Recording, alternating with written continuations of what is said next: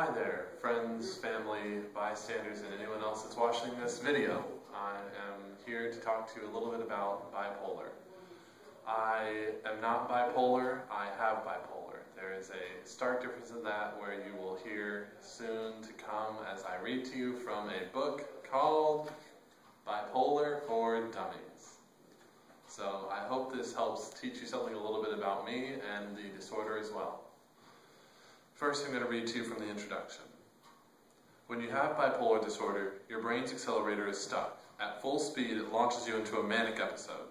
In slow gear, it grinds you down into a deep depression. If this were your heart, somebody would call the ambulance, doctors and nurses would flock to your bedside, loved ones would fly in from other states, and you'd get flowers and fruit baskets. But when your brain is stuck in park or overdrive, people just think you're lazy, you've snapped, or you're too weak to deal with life. Instead of flowers and fruit baskets, you get a pink slip and divorce papers. Or in my case, I scare off all my friends. The good news is that the mind mechanics, psychiatrists, psychologists, and therapists have toolboxes packed with medications and therapies that can repair one's brain's accelerator. Moving on, also in the introduction, there are three important parts of treatment. There's continuity, comprehensiveness, and coordinatedness.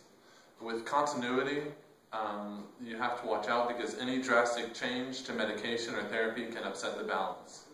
I was on probably 12 different meds last year. I saw multiple different doctors. I was in 4 different hospitals over a year and a half. Is it? Oh, look down? No, just look at the camera. Oh, just look at the camera. That's it. Sorry, it looks better if you look at the camera. Okay. Anyways, back to what we were doing. That's my friend Steven. I'll just talk to the camera now instead of looking at him like he suggested. Hi guys. He says hi. Next is comprehensiveness. The most effective treatment plan calls for a 3-pronged attack of medication, therapy, and lifestyle changes, in addition to peer support options. Then, obviously, you coordinate the treatment by breaking it down, looking at the root of what causes and prevents things, and going from there. I would like to point out that in the book it says that according to Jean de la Bruyere, life is a tragedy for those who feel and a comedy for those who think. We have loved ones with bipolar disorder, and we know it's painful for everyone involved. But we found that most people with bipolar disorder and their loved ones have a healthy sense of humor. Maybe it's because they're smarter than the average Joe, or perhaps they've just had to deal with so much bad stuff in their lives they need a moment to laugh.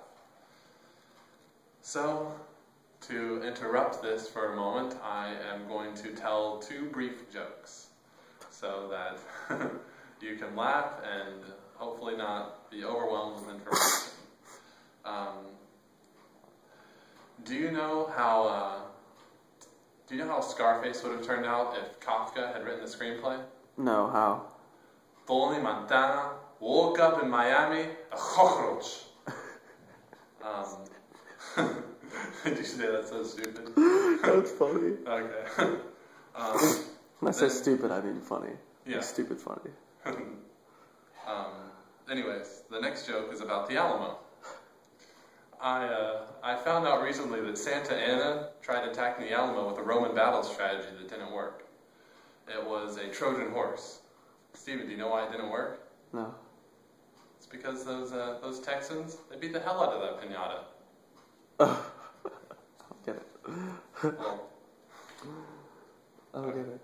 Then they tried to sneak troops into the Alamo with a piñata. Yeah. Because a piñata looks like a horse. Oh, okay. Oh, okay, that makes sense. Yeah. I'm a little slow, everyone. To tame the bipolar beast.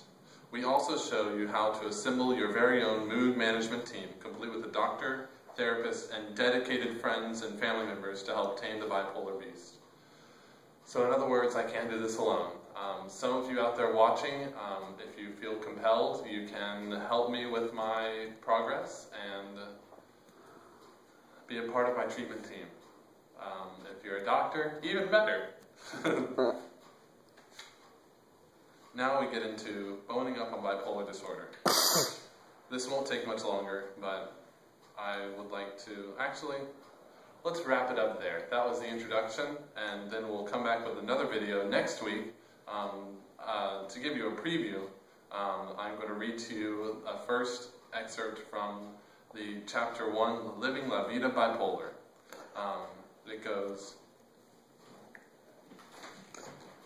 if you suffer from... You go to the bathroom yet? 1 second. 1 second. What delightful interruptions we have sometimes. Last year was not so much a delightful interruption to my life, but it's getting better. If you suffer from bipolar disorder, you also experience the normal ups and downs of everyday living, but sometimes the ups and downs exceed the healthy, socially acceptable limits and persist for inordinate amounts of time. In 2009 to 2010, I started suffering from depression, and I hit rock bottom, and I tried to commit suicide while I was locked up in a mental institution. And then for pretty much all of 2011 and into the early parts of 2012, I was suffering from very severe mania. And it scared a lot of you off, and I apologize for that. And that's where we're going to end it now, on that almost emotional downbeat. So that, yeah, as you can see, I still have a sense of humor, and I'm returning to my old self. Thank you for watching.